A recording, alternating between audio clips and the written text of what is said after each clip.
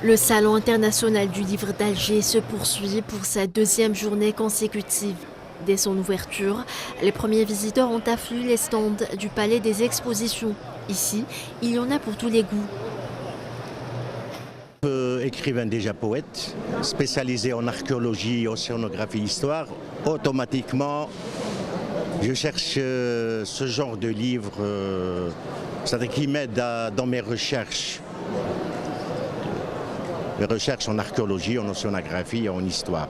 Mais en même temps, j'aime bien lire les romans, tels que Amin Melouf par exemple.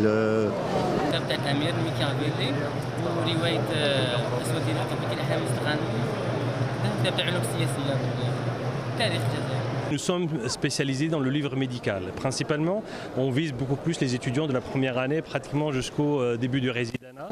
Et nous avons pratiquement tous les livres qui concernent cette population, ces étudiants-là. Donc ça nous permet de valoriser nos projets de recherche, tous les ouvrages qui ont été édités, et ça met en évidence aussi les projets qui ont été menés et également aussi les projets qui sont en cours. Certains parents rencontrés sur les lieux ont souligné qu'ils encourageaient ce type d'événement qui permet d'initier leurs enfants à la lecture.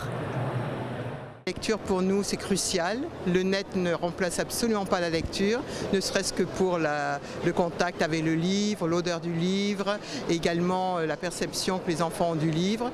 Et ceci, nous avons une bibliothèque pour les enfants à la maison et vraiment tous les soirs des histoires et vraiment pour nous c'est très important. Pour cette année, l'Afrique du Sud est l'invité d'honneur de la 22e édition, ce qui n'a pas laissé indifférent certains visiteurs. Je suis venu me ressourcer puisque j'ai vécu assez longtemps en Afrique noire. Je suis très attaché à ces questions-là. Mais pour cette année, l'Afrique du Sud est à l'honneur et c'est une bonne chose. Le SILA a attiré même des étrangers qui sont venus à la recherche de livres qui parlent de l'histoire de l'Algérie.